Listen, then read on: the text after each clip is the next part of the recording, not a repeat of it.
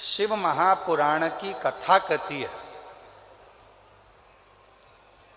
बैठे बैठे किसी किसी माताओं की, किसी किसी मेरे जीजियों की, किसी किसी मेरे जीजाओं की, बेटों की, बेटियों की आदत रहती है कि वो बैठे बैठे कोई भी चीज उठा के जमीन को खुरदते ही रहते हैं।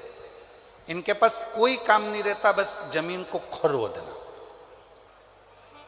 फ्री बैठे रहेंगे तो अपने नखून के पास में जो खाल निकलती रहेगी उसी को खरोदते रहेंगे। किसी किसी की आदत रहती है, पैर में अगर कोई खाल निकल रही है तो उसी को निचोड़ते रहेंगे, निकालते रहेंगे, खोदते रहेंगे।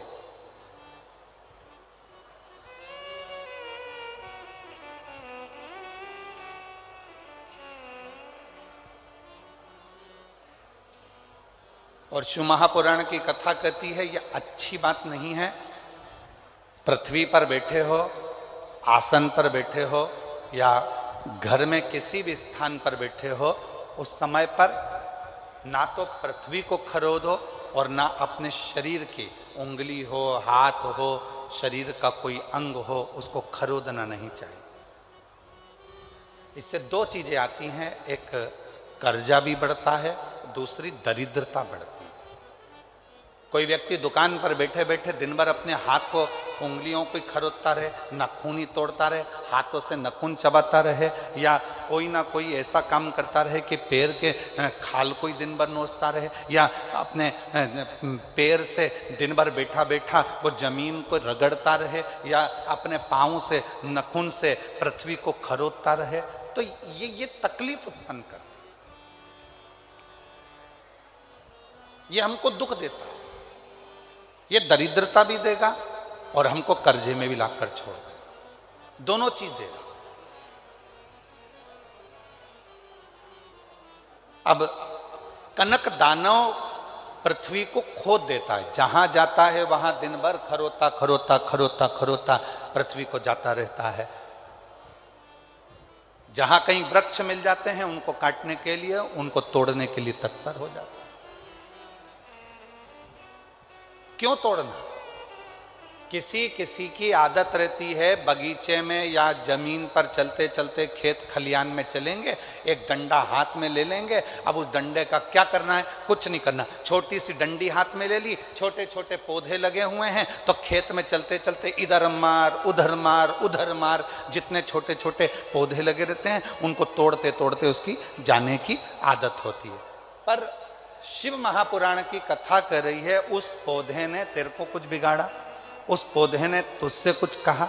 वो तो एकांत में है, एक और है, साइड में है, तेरे रास्ते में भी नहीं आ रहा। मान लो तेरे रास्ते में आता तो तू उसको तोड़ते हुए जाता, चल जाता, पर किसी पौधे में डंडा मारा, किसी पौधे में हाथ मारा, किसी की पत्तियां नोची, किसी के पौधे को तुमने तोड़ तोड़ा के नचित कर दिया। ये शिव महापुराण वर्णन नहीं करती। भगवान शंकर प्रकृति के देवता हैं।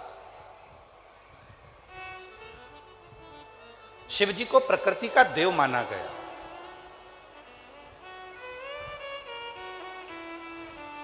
वो तोड़ने में नहीं, वो जोड़ने में सुख देते हैं, आनंद देते हैं।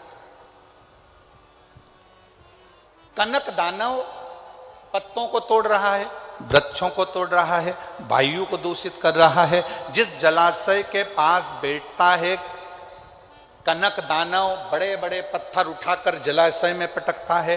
कई लोगों की आदत रहती है, नदी के तट पर यहाँ का कंकर उठा के वहाँ पटकेंगे, वहाँ का कंकर उठाकर पानी में पटकेंगे, उसके छींटा लेंगे, उसको डुबक डुबक करेंगे। कहीं पत्थर फेंक रहे हैं, कहीं लकड़ी फेंक रहे हैं जलाशय में।